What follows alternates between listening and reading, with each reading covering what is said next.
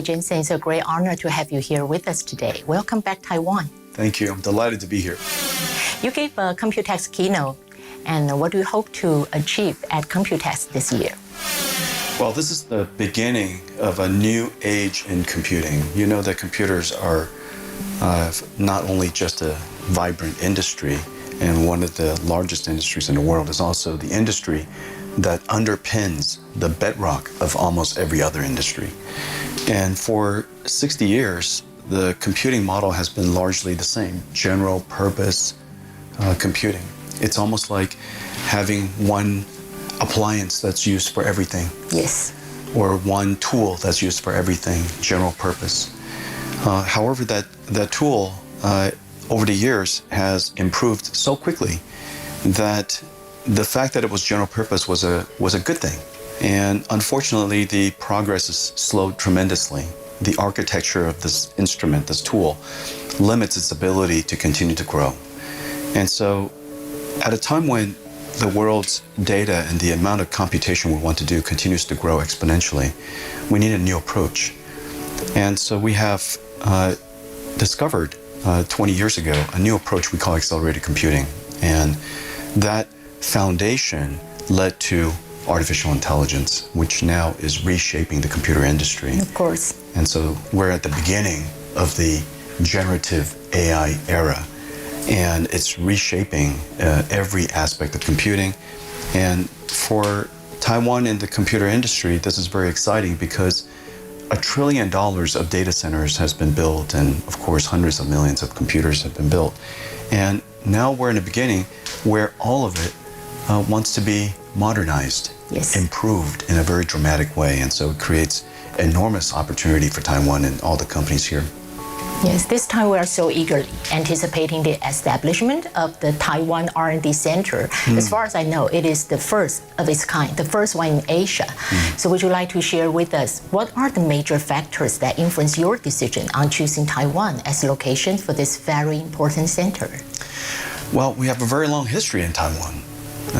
A long time ago, when I was young and NVIDIA was young, I came to Taiwan to seek partners to help us build our chips. And I was fortunate to have the support of TSMC, yes, the packaging companies here in Taiwan, SPIL, many assembly companies here, Foxconn and ASUS and MSI and Quanta, and so many companies that helped us along the way. And so for over a quarter of a century now, over 25 years, we've been doing that's a long history. Very long history with companies in Taiwan.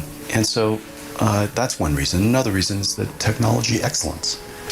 This is the ecosystem here? The ecosystem is unparalleled. Every aspect of building chips and building computers are located here, all the way down to the most minute complex connectors that connect very high-speed cables are manufactured here. And so the technology is excellent. The work ethic of the people here are incredible, and the companies have a spirit of partnership, yes, that has really set Taiwan apart. And so I'm a huge fan of the company, the industry here, because it goes back with us for a very long time. And that's a good foundation. But Taiwan is the source of so much of our engineering, and we have hundreds of engineers here. And over the next 5 years, we're going to hire another 1,000 engineers here. And so we're going to set up our R&D center here, a major R&D center here. We're seeking for a large plot of land so that we can build a significant headquarters here. Okay. And so if anybody has some property they'd like to tell me about, please let me know. Well, what a good news. Yeah. So with the R&D center is opening and the expected introduction of supercomputer, how would this benefit our, let's say, mid-business and startup? Well, we started building a supercomputer here called Taipei 1. In the past generation, software was written by software engineers, yes, on a laptop. And today, it's impossible to write artificial intelligence software just with an engineer. You still need engineers, but you need a supercomputer in the back to help you write the software. The software is gigantic. It's incredible, and it does incredible things. It's software that no humans can write, and so you need a supercomputer to help you do it.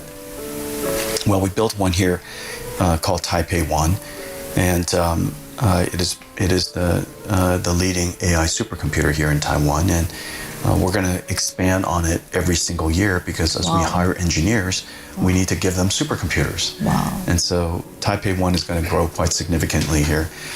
We also use Taipei 1 to collaborate with our partners. When MediaTek or TSMC or Foxconn are working with us on developing artificial intelligence software, Taipei 1 gives us a supercomputer to go do that. I would really urge Taiwan to invest in more AI supercomputers here. You know, this is the instrument of knowledge creation in the future. In the past, knowledge creation was largely done by humans.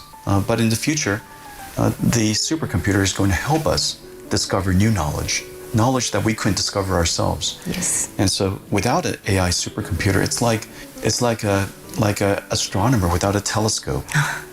It's like a biologist without a microscope. It's like a genomicist who doesn't have a gene sequencing instrument. Yes, yes. You know, you have to have the instrument of science in order to advance the science. Yes. Also on June 5th, many local entrepreneurs are invited to your summit.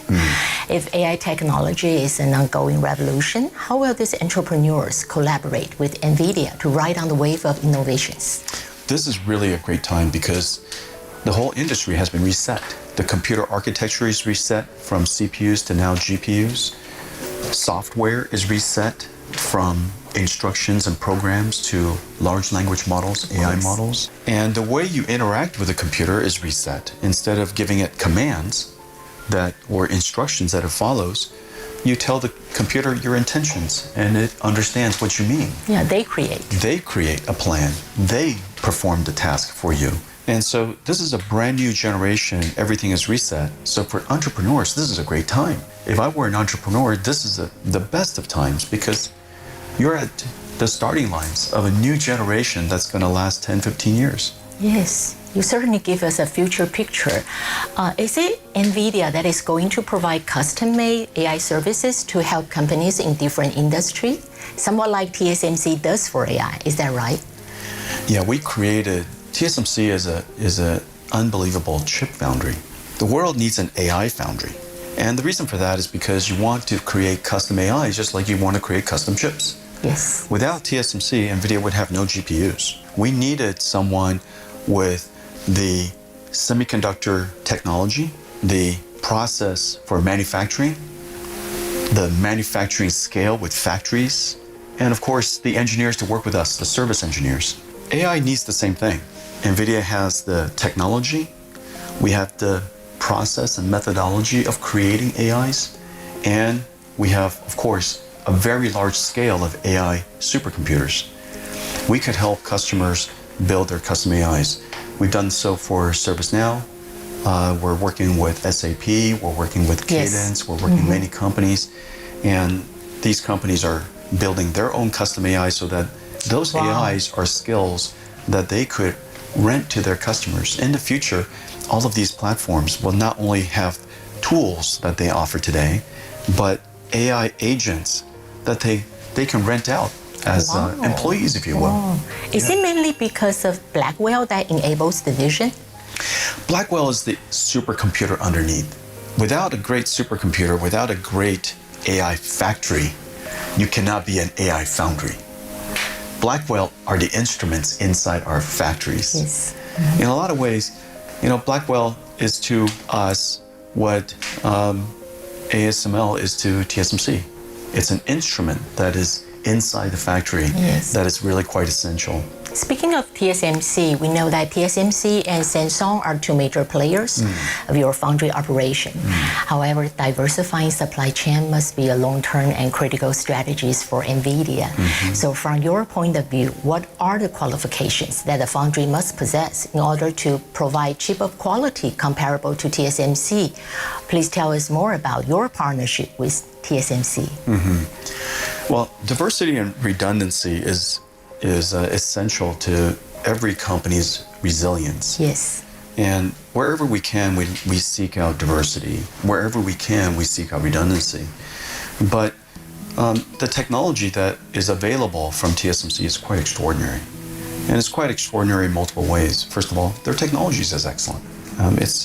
It's of course, the semiconductor technology, but designing the transistor and manufacturing at scale, the complexity of the products that they do for us is really quite extraordinary. Remember, NVIDIA builds supercomputers. Most countries would build a supercomputer every 4 or 5 years. We are building supercomputers, AI factories, every single day. We manufacture them at scale. And to manufacture it at scale is not just one GPU for us. It's GPU, CPU, networking chips, switch chips. There are so many chips. I think there's like 7 different chips in one of our AI factories. And these AI factories are gigantic. Manufacturing this is not for the faint of heart. And so TSMC does that extraordinarily well. TSMC, of course, is also incredibly agile. It's quite extraordinary to see a company that builds custom products do it at the volume that they do with the agility that they have. It's almost like going to McDonald's and they manufacture things at high volume, but you could ask for it however you like it. Wow. You know, it's kind of an extraordinary thing. Or you go to a fine restaurant and the food is incredible. However, you want it now in volume, and they do that at scale. It's quite an extraordinary thing what they do to balance the technology expertise, the sensation, the feeling that they are here just for you. And every day I'm changing my plans, and they have just no trouble. You do? Oh yeah, sure. What a client. It's incredible what they do for us. But that's what it takes. That's what it takes to be a founder. Yes. Well, we are now all in an AI era. In the foreseeable future, AI would be everywhere. We still so worried that maybe one day AI will be beyond our control, thinking and deciding on its own. Could that ever happen? Well, we can't let it happen. And so, as you know, autonomous and automatic technologies has to be built carefully. A plane is automatic. It has autopilot. It is possible to take off a plane without a pilot inside, have the plane fly wherever it wants to fly, and land wherever it wants to land, completely autonomously. Of course, we would not let that happen. The safety system associated with air travel alone, the pilots, the redundant autopilot systems, the air traffic controls, all of the other pilots keeping an eye on the pilot, the number of safeguards that are designed into the airline industry keeps it safe. Our conversation about AI and this conversation about safe AI ensures that over time we'll have many safeguards so that it's a little bit like autopilot. It's a little bit like a plane that we're in, and it provides the service that it provides. It has to follow regulations. It has to be designed with great craft. There are all kinds of engineering expertise, and then safeguards that are surrounding it in every single direction. Jensen, you personally delivered the DGX H2000 GPU to Ultimate. That really encourages us to think big about how will generative AI achieve in the future. What are your thoughts on AI's ultimate potential? Well, AI's ultimate potential is to help accelerate the discovery of knowledge for us, to work with us to discover knowledge. Of course, in the near term, it has a large spectrum of opportunities, from the convenient and delightful chatbots and player characters to play with you in games, and to convenience to help you with customer service, which, as we know, customer service and helping customers in a reactive way costs a lot of money. In a proactive way, nobody even does. And yet, every company would love to be proactively providing customer service to their customers, to reach out to a patient and make sure that they take their medication. That's something that nobody would imagine doing today. You can do that with AI to keep your elderly safe, and people who are just come back from the hospital, to make sure that they're taking their medication and that they're taking care of themselves properly. And AI customer service can contact you, and a digital human could interact with you and engage with you in a way that, you know, is quite realistic. And so from the joyful to the convenient, help us do our everyday chores and email every single day when I get to work. A nice report has already been generated about all the important things that happen in my day and so on and so forth. Basically virtual assistants that help you be more productive, to helping companies drive more productivity. As we know, today the greatest challenge is inflation. Yes. We're seeing inflation everywhere. When there's inflation, everybody, whatever they make, is the buying power is so substantially less. It puts a lot of hardship on families. We need to make sure that inflation is put under control, and inflation needs productivity to bring it back into control. Yes. And so I think AI could also help us with productivity. Yeah. Nowadays, more and more AI information centers are built up around the world. However, they all consume lots of power. So what are your concerns on power shortage in terms of its impact on the development of AI?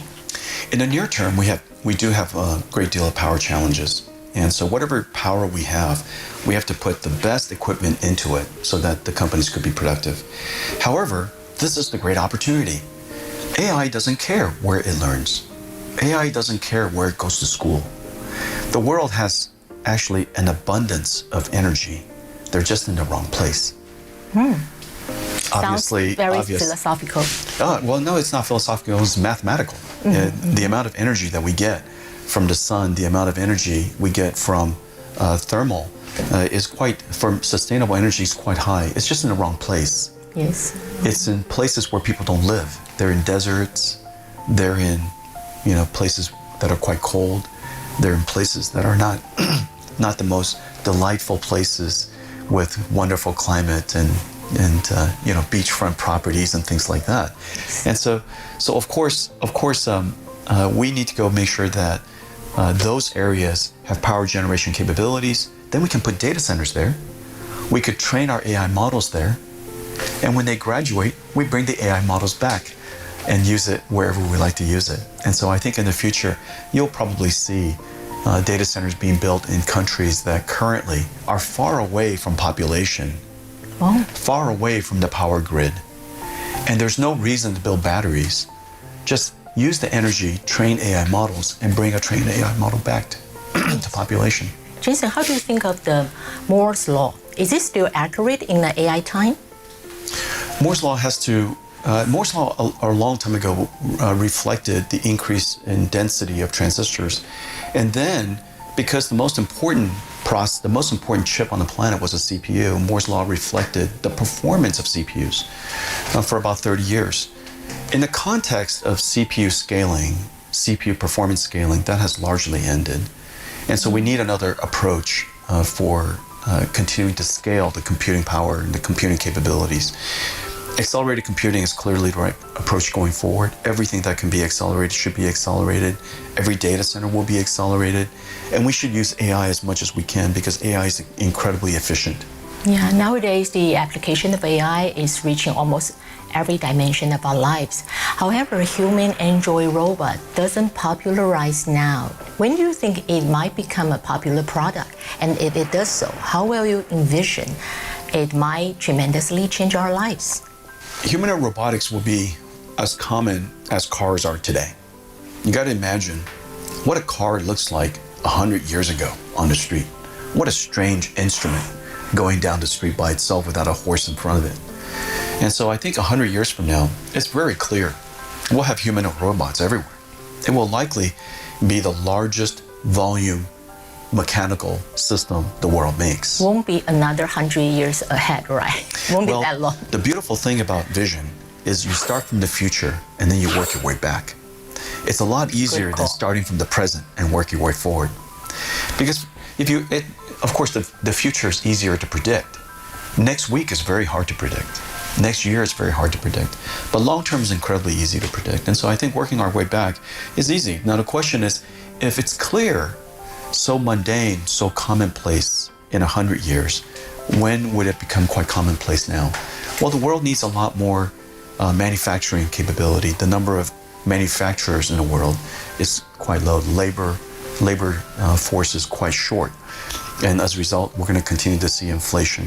There are many things that a robot can make that no humans can make or safely make. And so there are things that only robots should build. And so I think it's very clear that we need to have robotics technology. The challenge, of course, is the technology itself is incredibly hard. A robot that understands the physical world, that understands the laws of physics, that when it sets this down on a table, it won't go through it, that it could set it down and leave it. It has to understand all of these common sense things that children somehow learned over the years. And so we have to teach these things to AIs. I see. And of course, the common sense, the ability to understand us, all of that technology is evolving very, very quickly. And I think that over the next 2 or 3 years, you're going to see quite significant breakthroughs. Yeah. Speaking of prediction, in one of your previous interviews, you predicted that within 10 years, the deep learning computation would be a million times advanced from now. So by then, there's going to be 10 million people employed for programming and decoding while leaving the other 8 billions behind. In such an AI-driven world, does that suggest the lives and survives of the majority will be purely determined by the handful of AI technology experts? Well, AI has this incredible capability to reduce the cost of knowledge. Reducing the cost of learning has the potential to lift society. You put nurses, digital nurses, AI nurses, in developing countries that can't afford to have nurses.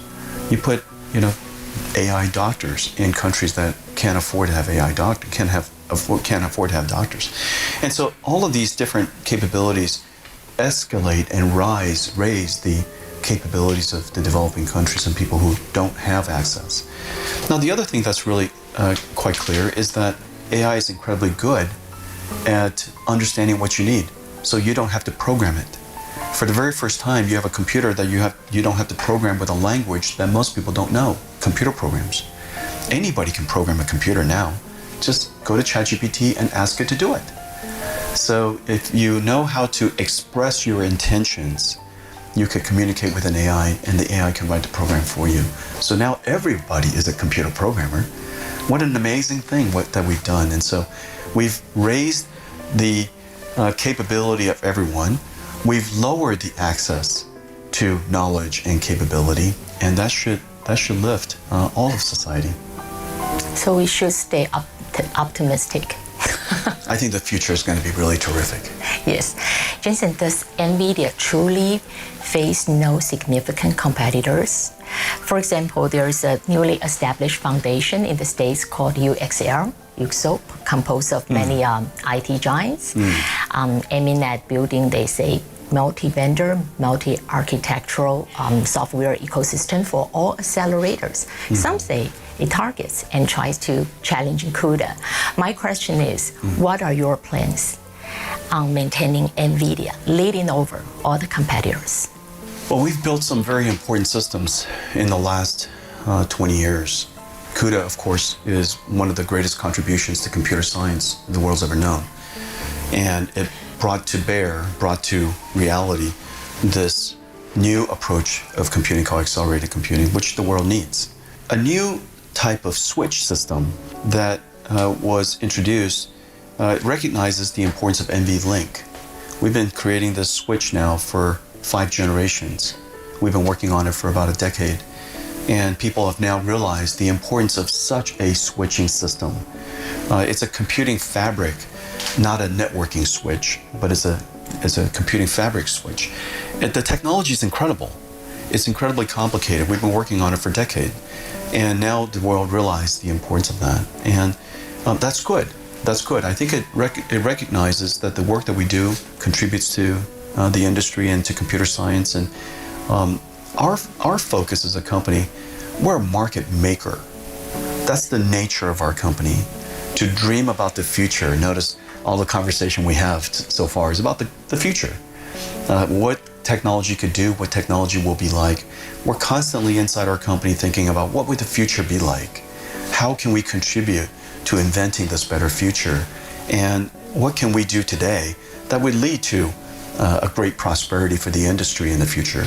We're always thinking about expanding the market, creating new markets. We're a market maker not share taker. That's not our nature. And so we tend to invent the future rather than go copy someone else, and we'll focus on that. Core value. That's something that is really deep in our company. Jensen, you must have made many key decisions that shape NVIDIA's success today. You mentioned using early indicators of success to guide the company. Would you like to talk more about these early indicators? How to find them along the way? Many managers and many people have said that the only thing that matters is results. Results, results, results. Always focused on the results. And I've always felt different about that. And I wanted our company not to worry about the results, but to worry about doing the right things. Well, that leads to results. Play the game, not the score. Just do your best. Go to school, take the right classes, do your best, do your homework, dedicate yourself to being a good student. The grades will take care of itself. If you go backwards and you teach the children, just focus on the grades, they'll take easier classes. They'll focus on just doing well in class and in tests but not learning. And they might learn the wrong things. They might take less risk. They might challenge themselves less. I would prefer that our company challenges itself more. Discover unknown things. Do things that no one else has ever done before. And be willing to fail. And be willing to learn along the way. Rather than, I want you to deliver growth, growth, growth, growth, growth. Or gross margin, gross margin, gross margin, or whatever results. You can't control those things. Don't worry about those things. And so I created a system called Early Indicators of Future Success. Don't worry about future success. Worry about the early indicators of future success. And so what are some of the things of early indicators? You decide for yourself. What are the early indicators that you believe will lead to future success? And that's why our company focuses on that. We don't let somebody else decide for us what's the definition of success. We create it ourselves. And that's why the company has to go create those indicators, work on those indicators, don't worry about anything else, and the results will take care of itself. You also emphasized the importance of core belief or core value. However, Jensen, we are living in an era full of cynicism. Would you like to elaborate for our young generation, based on your experience, how to hold on the core belief or core value, especially when time becomes really difficult? Well, I can only talk from my life experience. Building NVIDIA was really difficult. And there's nobody at the company who's been there a long time, or even my partners that has worked with us here in Taiwan over the years would tell you that creating NVIDIA was easy. This is a company that was very difficult to create. And the reason for that is because we had such large ambitions and it took so long to do it. The technology is hard. Inventing a whole new computing approach hasn't been done in 60 years. It doesn't happen very much. And so the ambition is great, the work is hard, and we had a lot of challenges along the way. But the suffering is what made us great. Just as in all craft, just as in all people, a life experience that is filled with, of course, optimism about the future, confidence in yourself, but suffering along the way galvanizes great character. And so I appreciate my past, and I appreciate all the work that my partners have done for me, and all the companies here that have supported me along the way. I appreciate them so deeply because of the suffering that we've endured and their partnership along the way. All the employees that made NVIDIA possible, it makes me appreciate them even more and appreciate the company more and where we are more. And so I think I don't think the young people should be too disturbed by suffering. It's a good thing. It's a blessing. And but be optimistic about the future.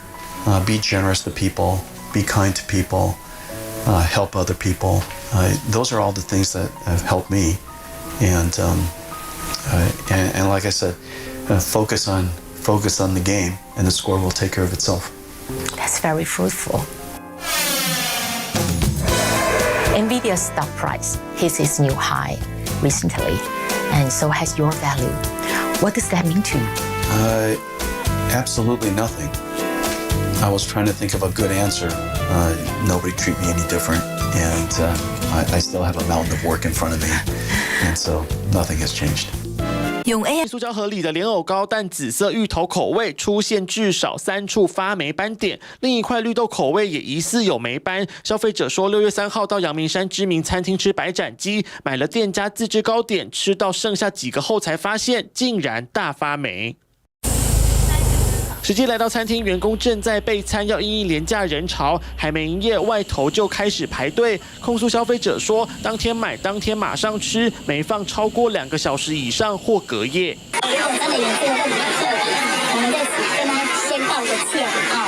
那如果他有机会再上来山上的话，我们愿意就是双倍的价钱。业者解释，近来梅雨季潮湿，加上山上山下温差大，豆类制品容易发酵，怀疑可能因此发霉，愿意赔偿。但消费者不满，当下反映时，店家处理只回应下次去会送一道菜，将派员前往依食品良好卫生规范准则进行稽查，并针对作业流程、作业场所及人员卫生加强查核。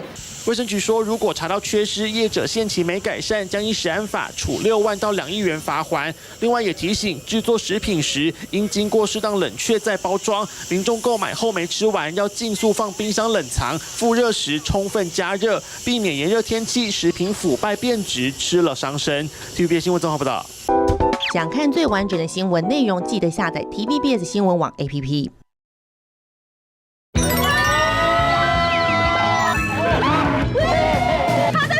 225块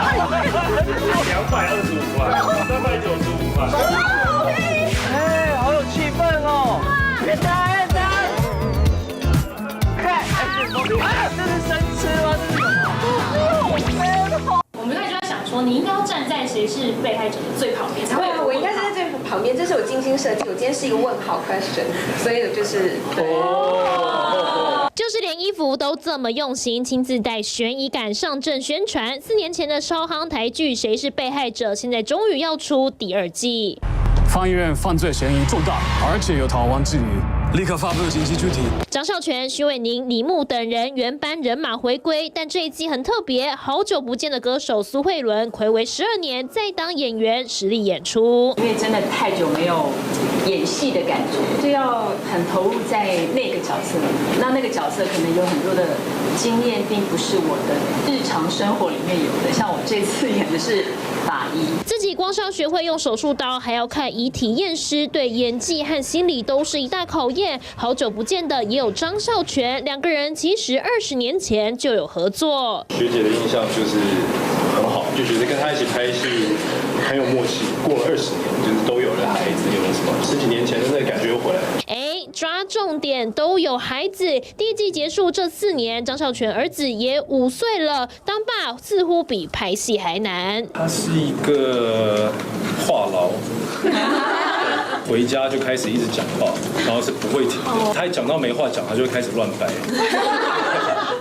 就是有时候讲到你不得不放空。或许戏外的父亲经验能够让戏内与李牧的父女情感更加细腻，而李牧也表示 Sure。NVIDIA's stock price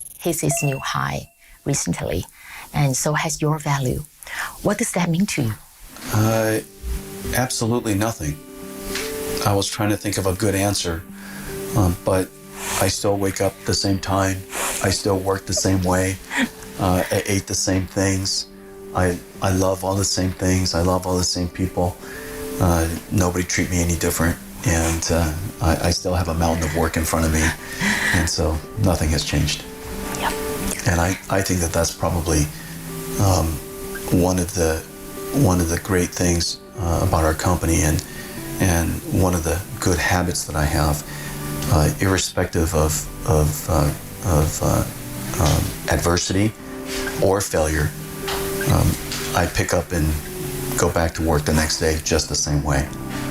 Nowadays, R&D of AI has been regarded as national power. I think most of the American AI companies are facing the same situation, that the US government continue to restrict AI companies from selling high-tech products to China. So how does NVIDIA manage these regulations, except downgrading chip of quality, export to China, keep the market share? I mean, what are your strategies in doing business in China? Well, we have a duty to comply with whatever policies that are handed down, and but beyond that, we also have a responsibility to be as successful as we can, and so we'll comply with the regulations, build products that are exportable, and serve our customers in China the best we possibly can. We have some really important partners there and customers there. They've been very good to us over the years. It's a very important market. It's a very large market, and so we comply with the regulations. We build the best products that we can to be as competitive as we can, and serve our customers the best we possibly can. And so we balance those two goals just fine. And so we'll do our best. Yes, Jensen, now you are among nearly 24 business and tech elites to join the Artificial Intelligence, Security and Safe Board. That is to give advice to DHS in order to protect economy from any threats posed by AI. Why did you join the board, and what do you hope to achieve there? I think that everybody should, all the technology companies should engage in advocating for and doing our best to ensure the safe development of AI. This is a new technology that is advancing very quickly. We need to advance it quickly, number one, so that it could be safe to use. Just like a car needs to be advanced in technology so it's safe to drive. Just like we would prefer that our planes were the most advanced, because the most advanced planes are the safest planes. And so we would like to advance the AI so that it could be safe, that it could function properly. On the other hand, because this is an automation technology, we have to make sure that the safeguards, the guardrails, the policies are put in place so that we could properly advance the technology safely. Wherever we can contribute to the advancement of safe AI, we should try to do that. And when we were invited to do it, I was very delighted to be part of it. I was very surprised, to see Morris Chang visiting night markets in the late evening with you on TV. I think it was Morris's first time at the night market. Really? Yeah, he wanted to go. And we had oyster fried pancakes, and we had some shaved ice. He really enjoyed it, and mostly we just enjoy each other's company. 我刚刚去大陆回来嘛，然后他们现在是连卡都不拿了，我真的不知道我到底花多少钱，因为我一整天都在一直在找钱，因为你一张钞票都没看到。对，然后如果你是刷卡，银行会现在都有 app 会通知你刷了多少钱，你就说哦，你信用卡一刷就几十万，那个不可能低到几十万，不是每个跟你一样刷几十万。TVBS 欢乐台42频道，周一到周五晚间8点，拜托 ATM。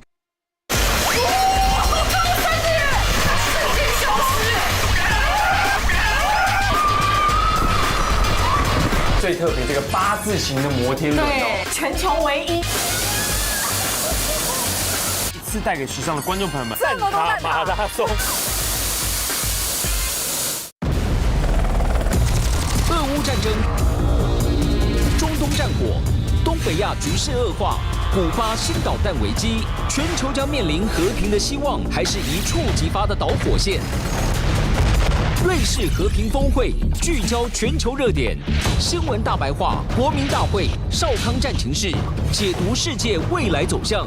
锁定 TVBS 56频道，全球热战危机特别报道。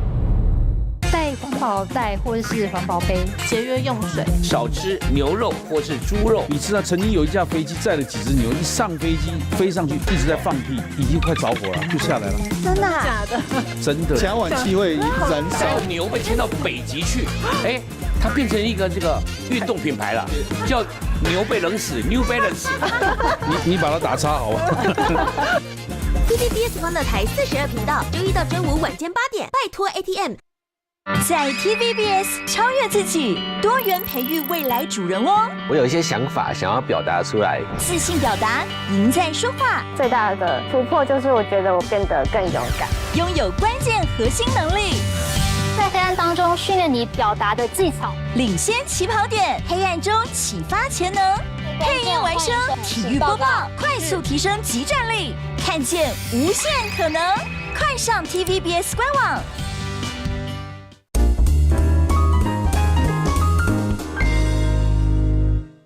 季节改变的时候，诊所都会贴出珊瑚贴跟三角贴。所谓的珊瑚贴跟三角贴，就是利用最热性的中药，然后加上调制之后，然后贴在外面的皮肤，让这些热药经皮吸收，达到治疗的效果。那一般珊瑚贴就是找夏天最热的3天，就是夏至之后每10天一次；那三角贴就是找冬至之后每9天一次。这个就是我们整年的季节是找最热跟最寒的季节，通常都是选8月或9月珊瑚贴，12月或1月做3、9贴。那整个月份来对病人的治疗的服务，这样让病人比较方便，而且得到的效果也是大约是一致的。那它的用法是我们会把最热的热性的药物，例如细辛、白芥子、干姜打成粉。那加上有些会用药酒或者是水或者是姜汁调成药丸，贴在我们背部的几个穴道的皮肤，例如大椎、肩颈、膏肓、肾腧等。那这些贴一般是看病人的反应会不会过敏体质，大部分约贴差不多1个小时至2个小时。那它可以达到对病人的虚寒的体质很有改善。那最有效的疾病是过敏性鼻炎、气喘，还有慢性腹泻，手脚冰冷、怕冷、常感冒、经痛，还有一些虚冷。Sure. Here, they want to see you. Right here. I can see you. 辉达创办人黄仁勋一句玩笑话，简单明了。全台湾媒体关注的焦点就是他。6月4号才开幕的 Computex， 黄仁勋5月26号就抵达台湾。Are you all going to be at Computex? Yes. I think I will come to Computex. 虽然早在3月预告，此行回台目的就是出席 Computex， 总是穿着黑色皮衣外套。此行回台造成黄仁勋旋风，更被冠上众多绰号：3兆男、黑衣男，屡屡被民众捕获，不是在吃美食，就是在寻找美食的路上。Go to Tonghua night market. There's a fruit lady. And she has been working there for 43 years. Wow. And every time I come to Taiwan, I go see her. And she is so incredible. So go see her, okay? 黄仁勋喜欢用台味把感情，连习惯晚上10点上床睡觉的昌中谋都陪着黄仁勋到宁夏夜市续摊。两人见证 AI 起飞的交情不言而喻。黄仁勋透露，要维持身材，面对美食只能克制自己的胃口，浅尝即止。5月31日，黄仁勋现身敦化南路上的台菜餐厅，宴请台湾 AI 科技产业链大佬。第一次造访的餐厅已经被纳入黄仁勋的美食地图当中。Jensen's map? Yes, delicious map of you. To do what? To eat. To eat? Oh, well, we need to put this on the roadmap. 杯空交错中，台湾的 AI 生态圈壮大成型。从黄仁勋辐射出去的同心圆、护国群山拔地而起。I'm always investing in Taiwan. This is one of our most important countries. And of course, this is the beginning of our company's business because we build our wafers here. Jensen 为什么会那么重视？他为什么会讲出台湾第一？我想这个都有它的一定的道理。AI 就是会在那个先进的这个晶片制造以外，替台湾再创造一座叫做护国群山。黄仁勋被网友们昵称国民干爹，遇见粉丝合照签名来者不拒，来台湾更喜欢爬爬照。6月1号现身台北大巨蛋开球，吸引超过26000位球迷同欢，一举打破中职纪录。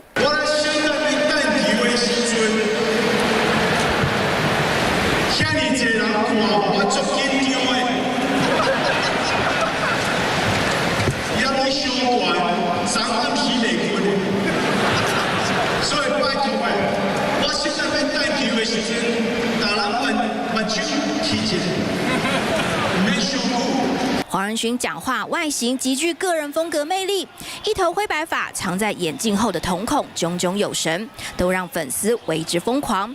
抢在 Computex 开展前的台大演讲，现场3000个座位，入场券更是一票难求。他是一个有理想，然后愿意脚踏实地去执行。我觉得他很有台湾企业家的 DNA。自己本身是做机器学习相关领域的，所以想要来看一下黄仁勋的演讲。台湾人喜欢黄仁勋，不仅仅是他打开工业革命4.0，开创 AI 新纪元。Welcome. Here we go. About my size. We have some friends to join us. So the future of robotics is here. The next wave of AI. 而是在这一波科技新浪潮中，把台湾摆在 C 位，放进讲稿中，大力宣传。台湾是无名的英雄，却是世界的支柱。一起，我们推动了产业的复兴。演讲内容肯定台湾是世界 AI 革新的后盾。黄仁勋更用行动证明，亲自到 Computex 为队友站台。Hey, CC, Barry. 你好。Wow. Look at all these people. 这应该是史上参观人数最多的 Computex。除了科技巨头等着黄仁勋为台湾的 AI 产业注入新的活水源头，现场的粉丝更是挤得黄仁勋寸步难行。Taiwan is the home of many of NVIDIA's technology partners. So our partners are very important to us, and very important to our company, and very important to the industry. 听在科技产业大佬耳里 ，AI 教父的这句话更像是一句叮咛：台湾需要把握住这次产业进化的机会，站稳人工智慧发展的起点，才能在这波 AI 新浪潮中立于不败之地。Are we too serious by far? Because here I have 3 other questions proposed by young members of our team. They say, hey, these are the things that social media users would be really interested in, but they are more personal. It's about food and culture. Shall we try? 好。Only 3, okay. It's easy. Number 1, what Taiwanese food that you usually cook at home? You cook at home? We love cooking at home. Cooking at home is dinner time on the weekends is a very special time for me and for my family. It's you a good or time. Lori who cook? Well, both of us, if we can. Yeah. There's some dishes that I just don't know how to contribute, but with the kids growing up, we've always enjoyed deciding what to make, going shopping together as a family, buying all the ingredients, bringing it back, making dinner together, having a cocktail. It was always a perfect weekend times, and so dinner time and cooking always brings a lot of joy to me. Number 2, still food. What kinds of Taiwanese food are your favorite? Oh, it's just I think simple foods are my favorite. Yeah, 苍蝇头 is 苍蝇头 is 苍蝇头 yeah, 蛮好 it's very 吃的 spicy. Yeah. I think it's everybody's curiosity. We've seen you really like to visit Taiwanese night markets. What attracts your interest so much in these night markets? People are nice. They're working so hard, and they're trying to make a living. and it's nice to support them. When I was a child, I still have memories of going to the night market, and I enjoy the night market so much that I got my face cut at the night market. Oh yeah, yes, you mentioned yesterday. I have a big scar on my face because of the night market, but I always have wonderful memories of the night market, and my parents used to take us a lot, and somehow it's always had a real fond place in my heart, and of course the green mangoes are terrific, the fruit lady's fantastic, and so everybody works so hard, everybody's so nice, and they're trying to make a living. It's kind of nice to be there to support them. Gladly, the good old days not just remain in memories. Yeah.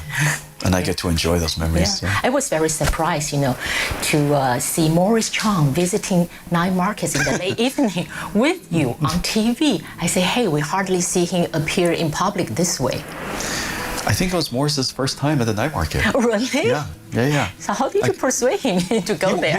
He wanted to go, and we had oyster fried pancakes, and we had some shaved ice.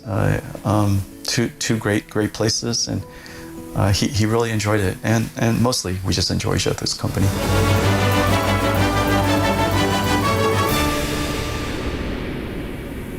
用 AI， 地球正面临极大困境之际，我们需要行动。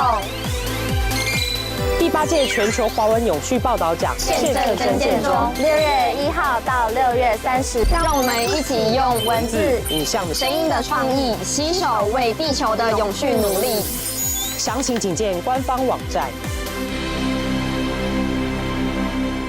表会议值自动开机、自动关机。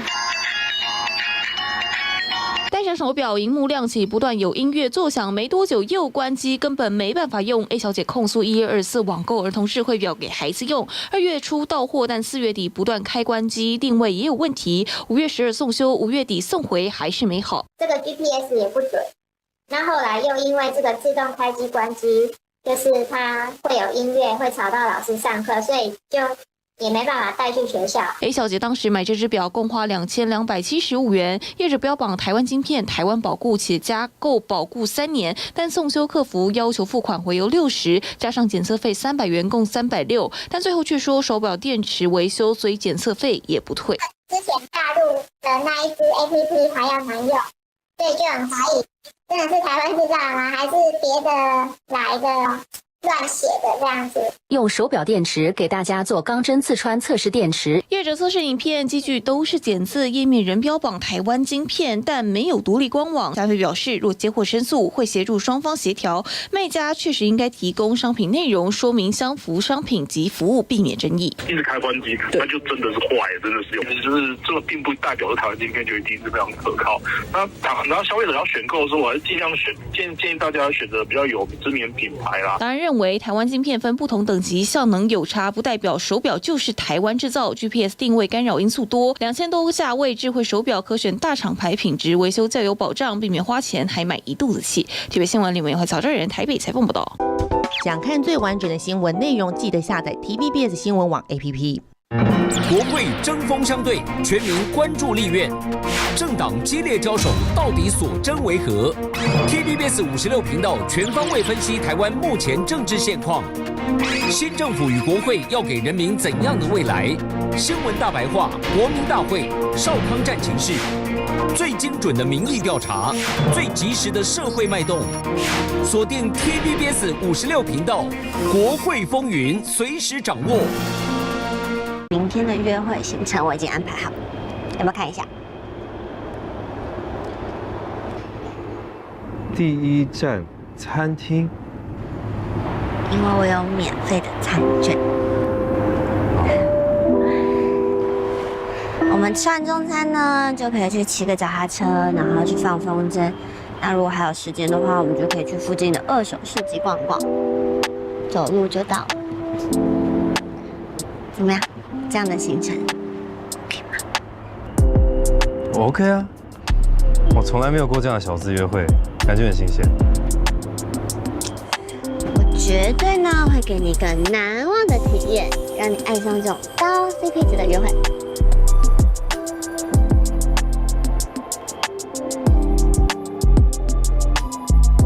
我起来了。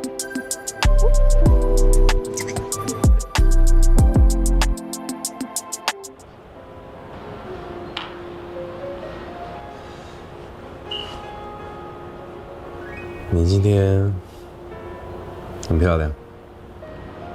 哦，谢谢，你也很帅。谢谢。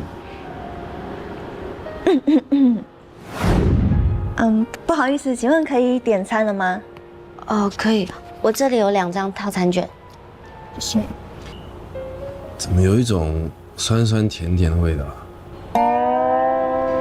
依照我的专业判断 ，Sure。Jensen, now last but not least, since NVIDIA has become the world engine to push AI revolutions moving forward, we'd like to hear your advice for everyone in this technology renaissance. Well, this is a new beginning. This is a new beginning that we've been preparing for all along. And I would advise that, of course, the technology industries here are all in on AI. And I'm so happy to see that. All of our partners have so many new products. People know that NVIDIA is at a run rate of over $100 billion a year now. And we manufacture the vast majority of that here in Taiwan. So that growth opportunity, that engine, is going to benefit Taiwan. And so I think the companies here are really going to prosper in the AI revolution. On top of that, it's a reset of how software is created and what kind of software can be created. The companies all over the ecosystem here should jump on this opportunity because it's a reset. It's new. Nobody is further ahead as anybody else. However, the technology is moving very, very fast. And so I would advise that if your company does not have a strategy in AI, you must have a strategy in AI. If you were a student, if you haven't learned about AI, you should engage AI and try to learn something about it. If you're in computer science, of course, this would be a very important field. Robotics would be a very important field. So I would engage AI as quickly as you can because this is one of the most amazing technology revolutions in history and a great opportunity for prosperity in the future. Jensen, thank you so much for sharing your precious time and wisdom with us. Thank you so much. Hope to see you very soon. Thank you. Thank you. Thank you. I have some present for you. Oh my goodness. Good food. I have to say that your questions are thoughtful. Wow, and that relieve all my pressures all around. It's thoughtful, and you're conversational. And I thought you did a fantastic job. That was an excellent interview. I might become a fan and watch your interviews. Thank you so much. Thank you. Thank you. Hope to visit you in North California.